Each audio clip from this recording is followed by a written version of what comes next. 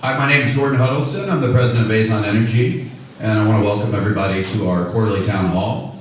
We're going to talk about 22 results, and we want to thank everyone for their hard work during 22. We certainly had some challenges and some real opportunities, and as we look to 23, one of the things that's exciting is how well positioned Aethon is, right? So we're seeing a lot of commodity price volatility, but luckily Aethon, with its scale and its ability from a low-cost operation perspective, we're able to efficiently weather that storm as we look to not only our existing business lines, but additional that we're investing in for the future. So today we're going to run through some of the core look-backs at what we accomplished in 22 and how we think about that impacting 23. We continue to emphasize safety. That's obviously at the core of what we do. Both safety, sustainability, and operating with integrity. And we want to have a win-win for both our internal employees and our customers outside Aethon. So with that, I'm going to bring up our new head of health and safety, Aaron. Come on up and introduce yourself. Yeah, thanks, Gordon. I appreciate that. For those of you who have not met yet, my name is Aaron Wimberly. Going on about 2 months here at Aethon. Enjoying meeting people and getting to know all of you. It's a great organization. I'm just proud and happy to be here. So thank you for having me. What I did want to start off with today, and I know we're talking about 22 results, but I wanted to bring up some recognition and just congratulations to Mike Murray and his team over there at Hall Summit with Greg Gordon. They completed a week-long shutdown last week, a nice turnaround to go and inspect equipment. And as most of you know in our industry, the hardest thing and riskiest thing we can do is shut a plant down, start a plant up, and do a turnaround. And to have a successful and safe one, and that's the most important thing, it was done safely without injury. It takes planning and communication and then executing on that, and that team did a wonderful job of doing that. So really congratulations and recognize those guys in all of our operations for staying safe and making it happen out in the field, so thank you. Moving to 22 results. So our TRIR, which is our total recordable injury rate, was 0.35. So people are like, well, what does that mean? What it means we had one recordable injury that we had to send to OSHA out of about 540,000 man hours work. So while that is a great result, we still had one individual, one of our teammates get hurt, and we don't want anybody to get hurt. So our goal is always 0, and we can get there because we have shown in the past that we can have 0 injuries. So keep up the good work. Number 2 is driving. We had 0 chargeable vehicle incidents last year. So to put that in perspective, our light duty fleet drove 2.7 million miles. So I think that's a pretty good job of guys obeying speed limits, obeying the law when they're out on the roads. That's highly risky because we're open ourselves to other folks on the road, so that was a great job. And then, so that's a couple of good points. One area we need to focus on in operations is working with safety is our contractor injuries. We've seen an uptick in that, especially as operations have ramped up. So working with our drillers, with our contractors to make sure that they understand we want them to be safe and to go home safe every day. That's our expectations, and we'll help them do that. And we want to get that number to 0 too, and it can be done. So with that being said, I think I'm going to turn it over to Lola and let her introduce herself.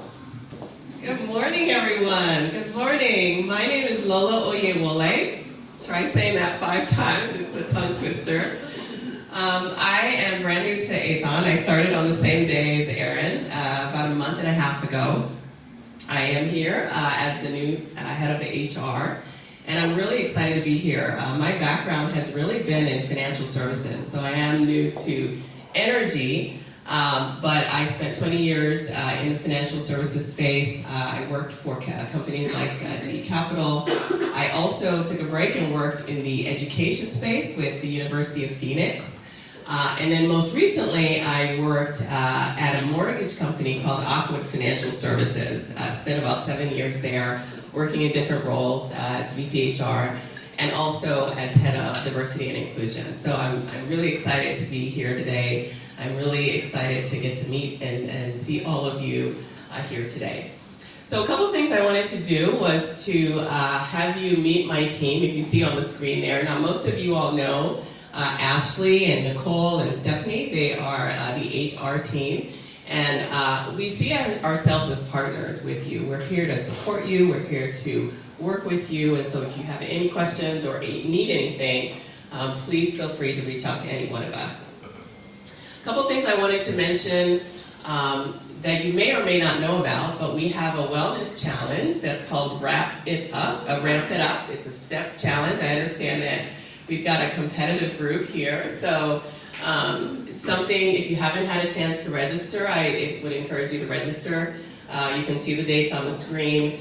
Also, the challenge runs from April 3rd to May 14th. So my understanding is that they're actually going to have leaderboards with the folks that are winning posted, so you definitely want to do that. Tria Health, so these are some of the benefits that are available, and again, you have access if you go onto the ADP page. Tria Health is actually it's a service that we provide. It's free, that allows employees to talk to a pharmacist and get counsel and advice on medications that you take, affordable medications. What are some of the medications that are affordable, that work with you and are best for you. So this is a free service that we provide. We also have a service that's called Gallery by Grail. They are a early cancer detection service. They run tests on 50 different types of cancers. And as you guys know, with cancer, early detection is really, really important. So again, this is a free service that we provide. You can go online to ADP and select that, and we'll be able to get you a unique ID. It's 4 steps. You take the test, you get approved, you complete your blood draw, and then you get your results. Okay? The last thing I wanted to share is that we are aware of some time off balances that are incorrect in ADP, and we are working to get that resolved for you. So just want to let you know we are aware of that, and we're working to get that resolved. Okay, now we're going to talk about engagement, and I don't know if you want to say a few words before we get started. So one of our key initiatives in the back half of 22 and as we move into 23 is how do we get greater engagement across Aethon? And that's both in the field and here at the corporate office. And so we've partnered with Gallup to work to better understand where we are right now, create that baseline and understand what areas we have to improve on, what areas we're excelling at. And so one thing that I'm very excited about is giving managers at all levels the ability to see how their team views the current state of play today at Aethon. And so we want to empower individuals to be able to have those conversations, also looking at teams where they can determine maybe where there are gaps or where there are certain areas that need to be improved on. And so as we look at new projects, how do we build teams together that bring that diversity, not just from a numbers perspective, but from thought and ideas, right? I mean, it's been proven that diversity in perspective ultimately results in a better outcome. So that's something that's really important at Aethon, that we need to further that and give people the tools to be able to empower our managers. All right, so you all took the survey in the early part of this year. I'm sure you're wondering what the scores, what the feedback said. So I'm going to walk you through high level where we stood on the survey. And before we actually talk about the actual results, one of the things that's really important to know is that employee engagement is really the foundation of a high-performing culture. If you have a culture that is high-performing, people want to be there, the likelihood of employees being engaged is probably going to be very high. On the flip side, if you have a culture that's not, that is not good, chances are, employees are not as engaged, or really there's some opportunities there. So if we don't take the responsibility to drive the culture that we want to create, chances are nobody's going to do it. So it's on us, each and every one of us, to drive the culture that we want to create. And if you think about some of the best organizations, it really, you know, the greatest improvement in engagements have leaders and teams that take responsibility for creating that culture, as I mentioned. It's in every single thing that we do. If you think about what we do every day, it shows up. So this is the Gallup 12. As you remember, there were 12 questions that you asked on the survey. And the way this is actually designed is based on the hierarchy of an employee's path towards engagement. It starts at the very bottom with basic needs. I know what's expected of me at work. All the way up through growth, so basic needs, then goes to individual contribution, then goes to teamwork, and then goes to growth. So if you think about it, if you don't have your basic needs, then none of the other, areas really are as important. So we really want to make sure that we're looking at employees' needs and then going up to how they contribute and then how they work as a team and grow. If we go to the next slide, this is our overall engagement score. So participation-wise, we actually had 79% of our team members participated. I have to tell you, that's actually higher than the US average. US average participation is right around 70 to 75%. So 79% for the first survey that we've taken is actually not a bad place. It's actually pretty good. So I just want you guys to know that. Our overall score was 3.86. That was our grand mean. And if you look at the percentile rank, it's actually we're in the 33rd percent. So we definitely have some room for improvement. The energy database was at 36% in terms of percentile, 36th percentile rank. Now this index at the bottom, you see 37%. So 37% of our team members are actively engaged. These are people that are 100% in. These are folks that are coming into work every day, really giving that sort of discretionary effort. 51% of our employees are not engaged. And what that means is that they are sort of psychologically unattached. They're kind of here, but they're not really truly, they're just showing up to work every day. They're doing what they've been asked to do. They're not really truly giving that discretionary effort. And then 12% of our team members are actively disengaged, which means that they are unhappy, they're likely looking for other jobs, they're looking to leave. I mean, they're not engaged at all. And there's very little that we can do to really help to change the way they feel about it. And so this is where we scored from the survey. When we also look at U.S. organizations, U.S. organizations are, I believe, at 33% actively engaged, so we're slightly above that. I think it's 49% that is in the not engaged across all organizations, and then it's 18% that are at the actively disengaged. So we're slightly better than the U.S. average as a whole, but we still have a long way to go to improve. And when you look at this, that gray bar, the 51%, that's really the group that we can move, right? Because those folks are kind of coming in.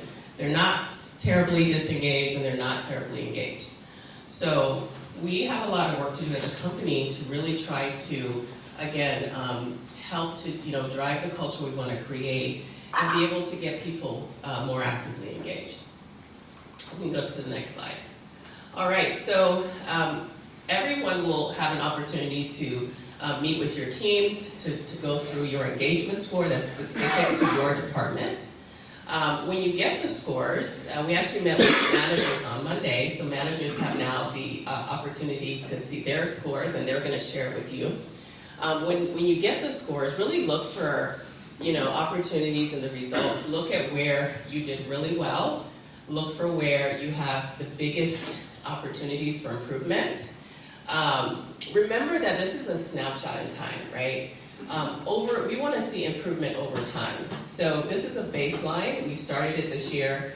Next year we do the same thing. We want to see improvement over time. Also, pay attention to the sort of bottom levels. If you remember the hierarchy and the basic needs, kind of pay attention to what the bottom scores look like, and in terms of the hierarchy. And then at the end of the day, also realize that interpretations can mean different things. So the key here is to really have a conversation with the team about the scores. Ask the team, what are your reactions? What do you think about the scores that, came up for us as a group? And what should we do differently to make the environment better? So that's what you want to do once you get those scores. Okay, let's move to the next page. So this is the overall, this actually shows from starting from the bottom.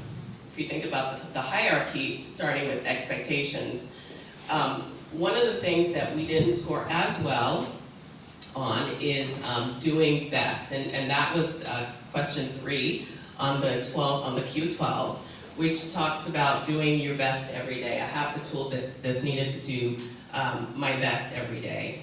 We didn't score as well. We were in the 29th, if you can see right there, the 29th percentile for the Gallup work group. The other area where we needed some help as well was development. So if you look right above the blue line, development, we have some opportunities there. We were at the 31st percentile for development, which is I have what I need in terms of development. Now, where we scored really well was on care. So if you look at what the blue line is, this talks about the fact that people actually care about you, and I have the actual question in there, but it talks about the fact that my team members, someone at work cares about me.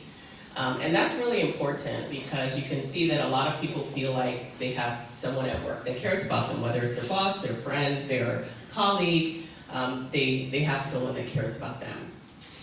The other thing that jumped out that's not exactly highlighted is quality. So if you look up right above, you'll see quality. We scored 45% of people, a huge number of people feel like that their team members deliver quality work. I think that's incredible, especially for the industry that we're in. So those are the 2 areas that we did really well. We were at the 51st percentile for that specific item. If we go to the next page, so these were the additional insights that assessed our culture. The 2 things that came out here is, and these are things that we do really well, or people felt like we did well, is collaboration. So working together, collaborating together, that came out as, in the 42nd percentile, that was high. Also being recognized and rewarded. People feel like they're being recognized for the work that they do. The 2 areas that we need to work better on is that we're trusted to make decisions, so people didn't feel very strongly about that. We have opportunity areas there. And then knowing what's going on, so that's communication, really being aware of what's going on across the company. People feel like that's something that we have to work on as an organization. So really important feedback. There were 4 things, go ahead. There were 4 things that really sort of are, I would say, key takeaways. One is that we have a huge opportunity for improvement. This again was a baseline. It was the first time we did this, so we definitely have opportunities. We have strength in our people. People care about each other, which is really important. There's also an opportunity to communicate clearly. So we got that message very loud and clear. And that was actually one of the reasons why we met with the management team on Monday, so that we could share the results with them, give them an opportunity to see it first, and then they can start to share it with you all. Manager impact. So what we found was that the middle managers are actually the least engaged, which is very interesting. And that people are actually looking for a coach instead of a boss. So they want somebody who really is more of a coach than someone who just tells them what to do. The business segments, the field services team is actually the most engaged of the group. So the folks who are in Louisiana, Wyoming, in other parts of Texas, they are the most engaged. We also saw variance in responses. So depending on where you sit, whether you're in Dallas versus, in a different place, or in one department versus another, the experience is different as well. So that was interesting. And then the last thing that was interesting is that people that are age 50 and above are actually the most engaged from an age perspective. And then from a tenure perspective, we saw the least engaged folks at year 3 to 5. So people that had, year 3 to 5 were the least. And then the most were people that had been here less than a year. And that could be possibly because of the honeymoon period that that they're in. So lots of really good information. Again, it's really important that you sit with the data. You're going to get meetings set up by your managers.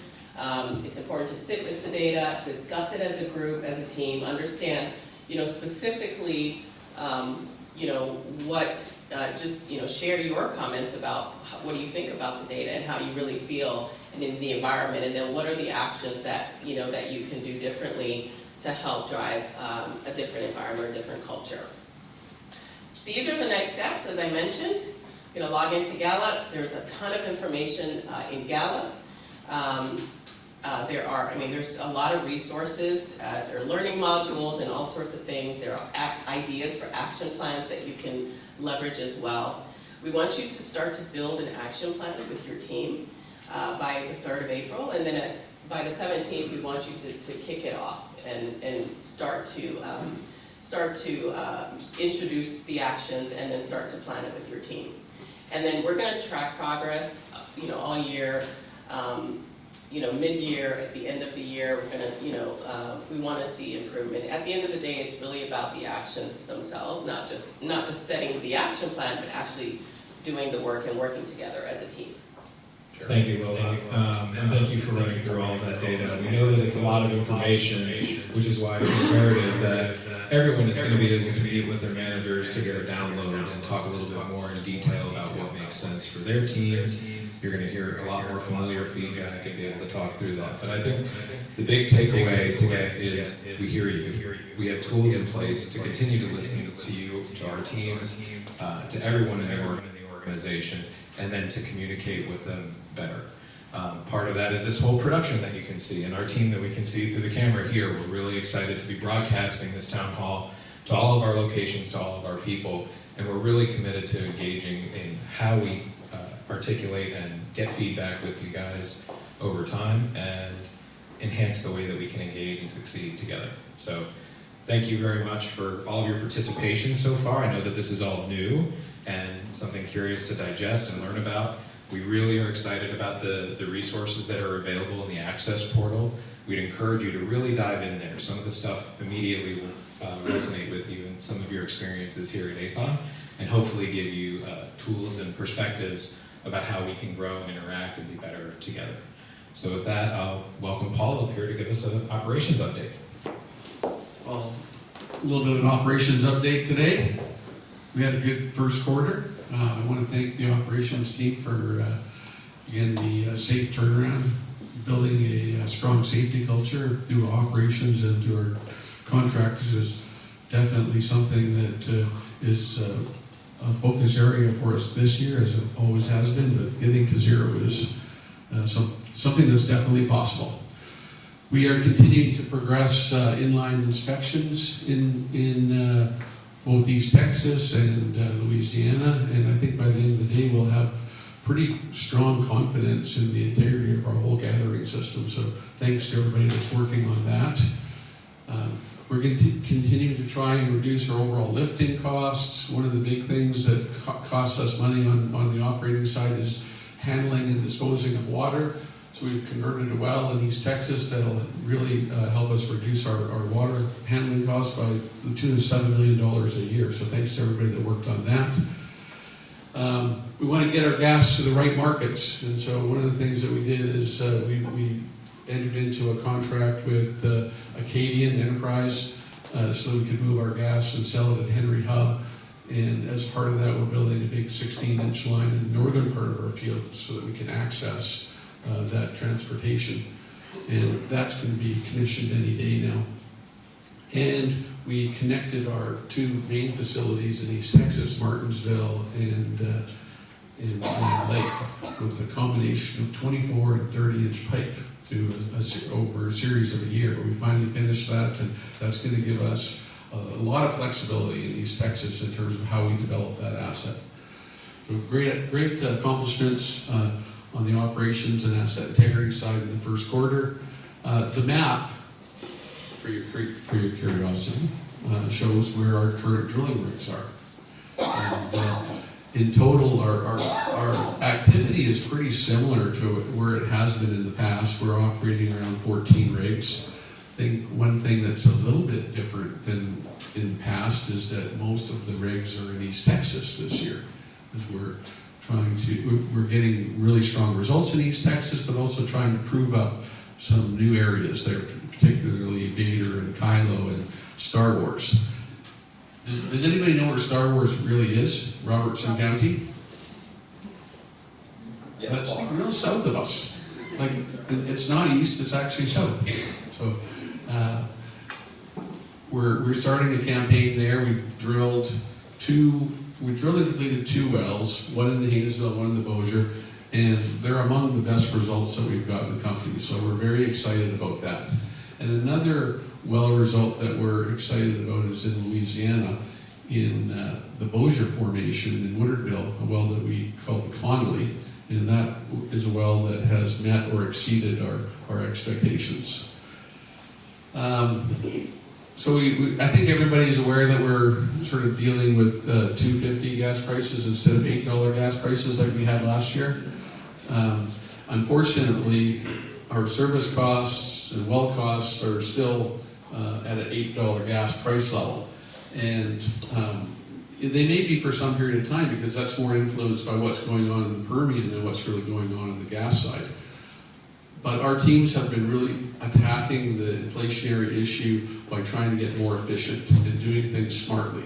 And I really want to commend our drilling and completions teams for the initiatives around the big hole, the simul-frac, and the new design that we've got at Vader to reduce the amount of steel that we have there. Those are producing tangible results, and we expect our overall well costs to come down significantly, despite the fact that we're still in a reasonably high inflationary type of environment.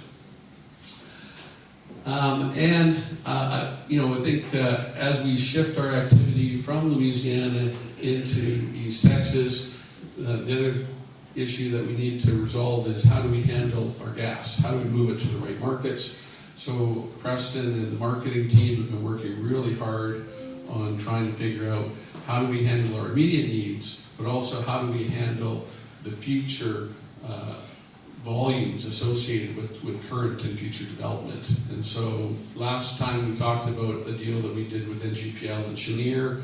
We followed it up in the last quarter with an additional contract with Momentum that'll help move some of our Kylo volumes. So appreciate the efforts of the operations team and working with everybody else at Aethon. And I guess I'm passing it on to Don for all the numbers. So you've heard from some new people this morning. I'm not new. In any respect, I'm not new. Okay?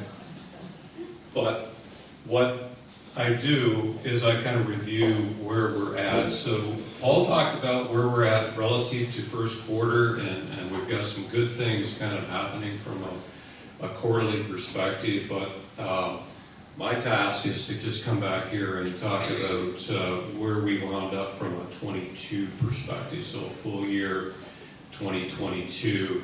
I am going to concentrate more on this combined side of things, so we've got AU and A3 split out, but I want to talk about the combined side, and I'm just going to reflect on simple messages here, right? So these are key metrics. They tend to be volumes, our EBITDA. We're Stoney. Stoney's got friends that name their boats EBITDA. That's pretty cool. Yeah. So sales volumes, EBITDA, and then CapEx. And let's just go from the top. From a sales volume perspective, these are pretty big numbers reflecting that you have built a big company. But our actuals are about 1.4 Bs a day, and our budget was 1.5 Bs. So we were off on average probably during the course of the year, full year, probably about 7% or thereabouts. That's a bigger number than what we've had from a variance kind of perspective. So the volumes were a bit of a challenge for us, particularly as we think through the fourth quarter where we had some freeze-offs during that December cold period, and we had some treater capacity kind of constraints and what have you leading into the end of the full year. EBITDA, so Paul talked about pricing and how we had $8. Prices were all over the place in 22. We started out at $4 in January from a NYMEX perspective. We got to as high as, I think it was like $9.80 or something like that. All over the place. And now in Q1, where are we at? We're back down to $2.50. So the price train has just been all over the place, which requires us to be super focused about our business, right? But we have great business, we have great people, and it was those high prices that really pushed us from an EBITDA perspective. EBITDA, for those that aren't aware, is just it's a proxy for cash flow, basically. So we came in at 1.5, just under 1.6 billion from an EBITDA perspective on a combined basis versus a budget of 1.4. Now, recognizing that the budget is put together in the November period prior to 2022. Okay, so it had a different price kind of impact or expectation. Paul also mentioned our capital spending. We have 20 to 25% of cost inflation, primarily from a steel perspective, labor, diesel, those kinds of things. We have a great group of operational folks that really work hard to mitigate that impact. That's our takeaway kind of going forward in terms of managing this core CapEx, but the inflation, that was problematic, and that's why you see from a CapEx perspective, we've spent almost 1.5 billion in CapEx when we were thinking we were going to be spending closer to 1.2. Why is that important?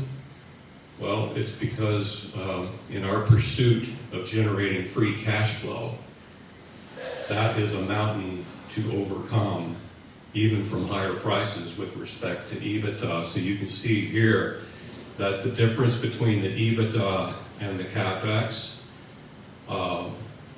is not that much from an unlevered free cash flow perspective. And then when you put interest on top of that, your free cash flow basically was neutral to negative. So those are the challenges that we had for 2022. I will take a moment though to mention something that is a bit differential, I would say. When I think about the marketing and midstream activity during the course of the year, with that volatility in price, a lot of times marketing companies will really take advantage of those kinds of opportunities. It presents some arbitration kinds of opportunities, and our marketing team was not short on that. When I think about all of their off-system activity, Preston, I'm not going to count your on-system big number, because we do have an index policy that we work, and you get the benefit of that. But from an off-system perspective, you guys created about $75 million to EBITDA. That's an uplift to our overall E&P operations, and that's something we should recognize as a group.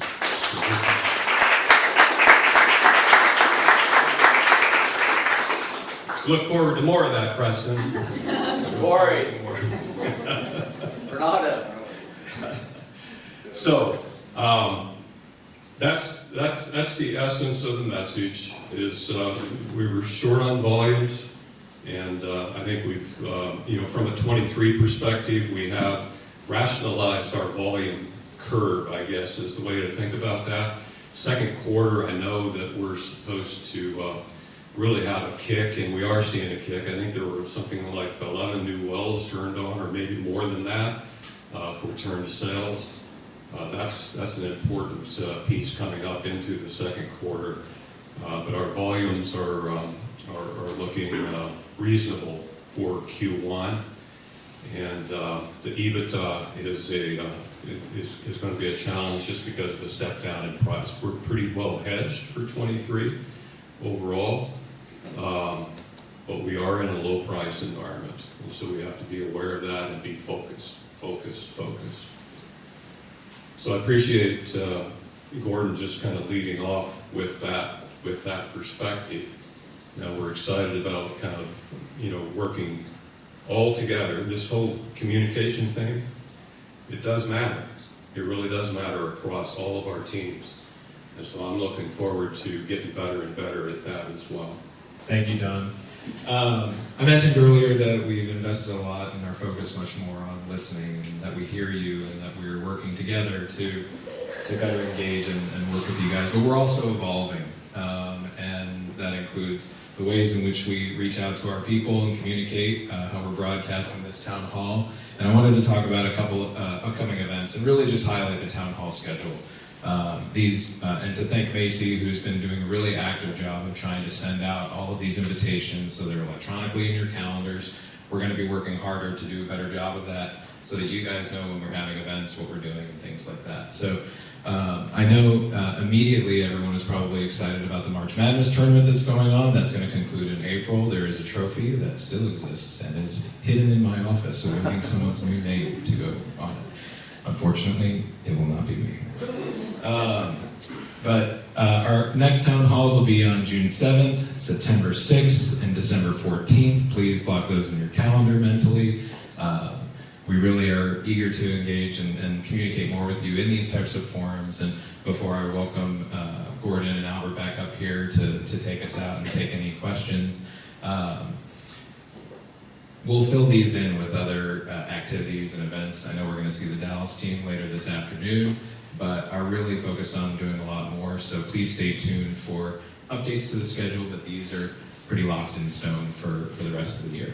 So with that, I'll welcome the hosts up. We want to thank everybody for a great 22. Certainly wait for Albert to come on up here, but I think one thing I do want to reemphasize is, Aethon, we're set up always to be able to take advantage of opportunities depending on where they come from, and that's something that our team for 23 is really focused on. We're looking at, like Paul mentioned, at East Texas, and really have expanded the development opportunities that we're exploiting there.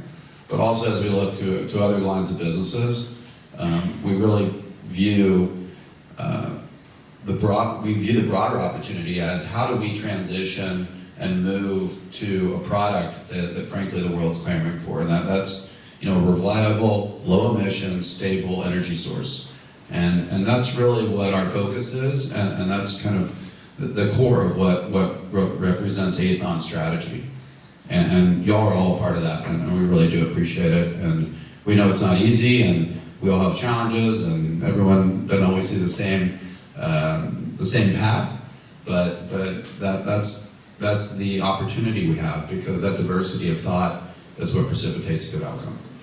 And so with that, I'll hand it over to Albert here. Thank you, Gordon. I'm excited about having this information brought to bear. For the most part, as Aethon, we've been running a bit rudderless. Great propulsion, but you need a rudder to know where you're going, and how each individual has maturation to grow into a team that is very, very successful, execution-oriented, and has fun doing what they do. So I'm grateful for Lola and others who have joined this team. I'm glad to have the Gallup information. It is going to allow us to make choices, observe in more detail, granularly speaking, for me personally to understand how we can be better. Now, the information like this will help us to better understand each of you in private as well as in public, for you to be able to express yourself, but at the same time understand how we all need to interrelate and be complementary of each other. The hard part of this is that now there's transparency and there's information. So none of us are gonna be able to hide behind the curtain. So I do like the fact that we have Gallup and we have others too, and within our own organization, to bring this to bear and to actually have some specific detail. Our goal, and my personal goal, is Aethon should be highly productive, enjoyable, fun. It doesn't mean there aren't hard days. It doesn't mean there's somebody frustrates you occasionally, and which kind of happens to all of us. But it doesn't mean that you abandon the desire to have great teamwork and to get better. And that's what, from the top, from myself all the way to anyone in the organization. My view is that I want everybody here to prosper.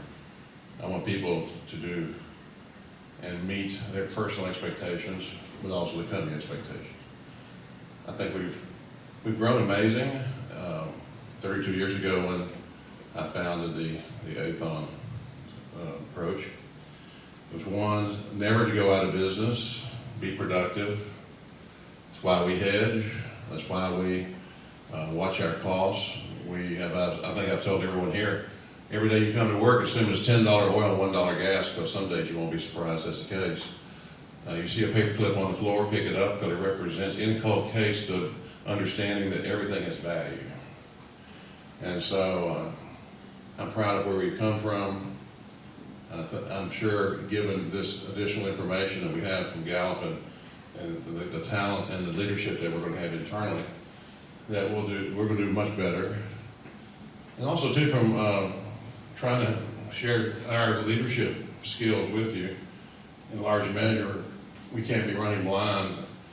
And what we think is happening in the company, I think we'll now have the ability to measure that and have a better understanding how y'all are relating to Aethon, to each other, and allow us to do a better job.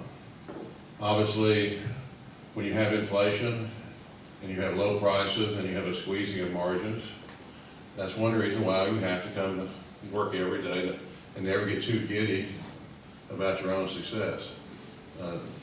Success is always yesterday, and the future can wash you out, much like the 40-year-old bank in Silicon Valley that was washed out in 48 hours. You can't be too big to fail, you can't be too big to go broke. And much like a family sitting around Thanksgiving dinner, and you have 4 generations or 3 generations, those conversations aren't always fun, but it's a family conversation. And that's what we are. We have a family. Does it mean every conversation is easy? No. Does every conversation creates a little bit of stress, perhaps? But ultimately, what I hope for everybody here, that you just have a good heart. You're trying very hard to do the best you can, and that you give everybody room to be imperfect. And that goes for me and Gordon and all the way up and down the entire population of Aethon. Are we perfect in leadership? No. Do we want to grow? Do we want to be better? Do we want to serve each of you? Yes. But it's a corresponding. Playing ping pong, the ball never comes back, is a really lousy ping pong game or a tennis game.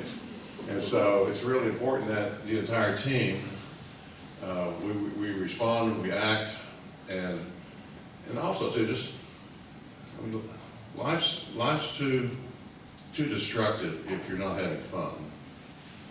So, and that's really up to each individual. And all I say also is that in the morning when you look in the mirror and like what you see, and you think it can be better, make the adjustment. It's really up to ourselves. And we're here to help you, and you're here to help us.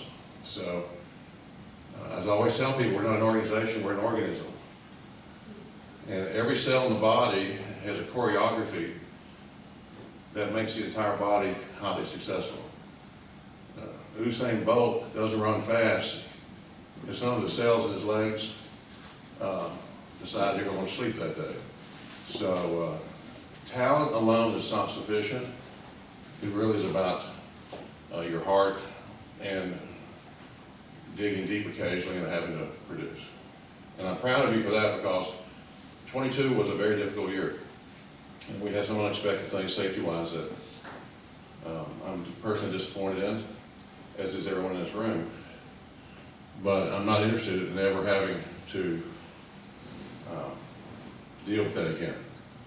And so once again, I'm not going to look at the eyes of a spouse or a child or a grandchild that somebody got hurt, somebody died, and we could have done something about it. I refuse to do that. I know Gordon feels the same way, and hopefully everybody in this room feels that way. And so you have to redouble your efforts, and you have to be anticipatory, and we have to do basically a great job. And our job, our business is hard. We make hard look easy. And the world out there, we got a target on our back. And I don't understand it. It doesn't make any sense. It's not rational. And everybody in New York and California will find out that electrons just don't come by thinking about them. You know, we create those, right? So I'm very, it's been a great 32-year ride for me. Not every day is Pollyanna. Not every day is a day where you just tiptoe through the tulips. Some days are really hard. Some days are easier. But every day's been satisfying. And I feel like I learned something every day. I learn from you, and hopefully you'll learn from us as well. So I can't thank you all enough for the effort you put forward. I do think empirical evidence that shows that you show up and maybe you're indifferent that day. Hopefully we'll have the chemistry, the enthusiasm, excitement, and the personal understanding that maybe we can just do a little bit better, and all of a sudden we change that curve. And who knows, if you come here and you're not indifferent but you're enthused, maybe somebody's having a hard time in their personal walk. And maybe you make a difference in their walk because you elevate them, because you're sitting next to them. So never forget that you get to decide just how you are a human catalyst. A catalyst sponsors change with themselves not being changed. So let's all of us be the human catalyst where we sponsor change for the good. We round people up around us, because you'll never know what it means. They may go home with that attitude. Life is bigger than our business. Life's about your family. Life's about your personal health and welfare. And we just think there's a small component of it, but it's important to us that we perform at a high level. And everybody in the Aethon organization is important, and all the extended families, and all the people associated with us, and how we relate to vendors and contractors. Let's sponsor enthusiasm. Let's sponsor good works. Let's sponsor, and if anything, people say, I like working with Aethon. The communication, they care, they make me care. They make me want to do better. They want me to be makes me want to be a better vendor with Aethon. And the other thing I've always said is that when times get difficult, vendors have decisions who they do business with. And so when times are difficult on the vendors, we don't sit there and push their face into the mud puddle. We give them room to perform. Well, right now we have high inflation, we have low prices, we have a closure on the amount of margin that we can make. And if a vendor has a decision, well, of the 10 companies that we do business with, I only can really do a great job for 6 of them. We want them to say, wow, we love working with Aethon. We love working with Aethon when they had the advantage and they didn't extinguish us. They actually gave us room to still be here. And when the shoe's on the other foot, I want those people to say, we want to come to Aethon's help. If Aethon has a problem, you pick up the phone at 1 a.m. they rush to our aid. Why? Because we have created that relationship. People I know who take advantage of being on top of the mountain and extinguishing someone else, or taking that last marginal amount of value out of their business, when you have a problem, they won't be there for you. And that's why I'm really excited about Aethon. I have never seen anything with this organization that y'all don't leave a margin of collaborative value for everyone who works in Aethon and those who work outside of Aethon. And I'm very proud of our field people. I couldn't be more proud of how we as an organization, well, we need to be better, we will be better. And for me personally, this granular information, empirical information, as explained to me, is going to allow me to think about how Albert Hulliskin can be a more valuable leader. And it's a two-way street, so we really appreciate it. And the last thing you want to do is have a serious conversation. For me, I had a feeling. But you all are important. And it is serious. It's serious to me that if we're not functioning on all cylinders, then that pains me, it hurts me, and I don't sleep well. So whatever we can do collectively to make sure that we do a great job, but more importantly, it supports us, our families, and you come here because you like being here, and hopefully, if we have indifference, we're going to move indifference into the column of excitement. And maybe that might be hard, but we're dedicated to that. And as of the last month, I better understand that that's something you have to decide you want to do. You know, anybody wake up in the morning and be indifferent, be depressed and morose and unhappy. There is somewhat of a personal desire. It doesn't mean you have circumstances that make it hard on you, but everybody, when they come to Aethon, I hope that we are an island of refuge where you can actually feel you're with friends, colleagues, professionals, and that everybody has each other's back. So appreciate the opportunity to visit. I had planned on just saying hello and say, it's not my nature, as Gordon and others of you here know, that if you invite me to a 30-minute meeting, it turns into an hour. If you invite me to an hour meeting, it might be 2 or 3 hours. So they usually invite me the last 5 minutes, so I can't disturb them. But again, we really do appreciate the opportunity to be together. And whether prices are high or low, whether inflation's running rampant or not, and my responsibility is we are not here to be a flash in the pan. We're not hot money. We're not designed to be gone in 3 years. Aethon was designed to always be here. And my responsibility is we hedge. We do whatever it takes to make sure that your hard work doesn't get thrown in the trash bin because we ignore the macroeconomic events that can wash us overboard. In good times, you want to do well. In difficult times, we do great because unfortunately other people who are sloppy go to Las Vegas with their ideas and money. It just means we get to buy things that we should know at a price that we think makes sense. So the troughs, usually people think of negative. The troughs, what excite me, because that's when we grow. And so I can't thank y'all enough for allowing me to visit with you, and whoever needs it next. Or here you go, Clayton. Thank you, Albert. And thank you to everyone here. I know we've taken up an hour of your time. We booked a little bit more than that because we're trying new things. I was really glad that hopefully everyone in the field can see us and hear us, and I'm sure that I will hear plenty of feedback about that later. If not, I hope everyone did work out okay. If you have other feedback or things like that, please share them, keep in touch. The comms team, Macy and myself, want to hear from you guys and wanted to thank all of you for taking an hour this morning to catch up, and we'll give you guys back the rest of your morning. So thank you and have a great day.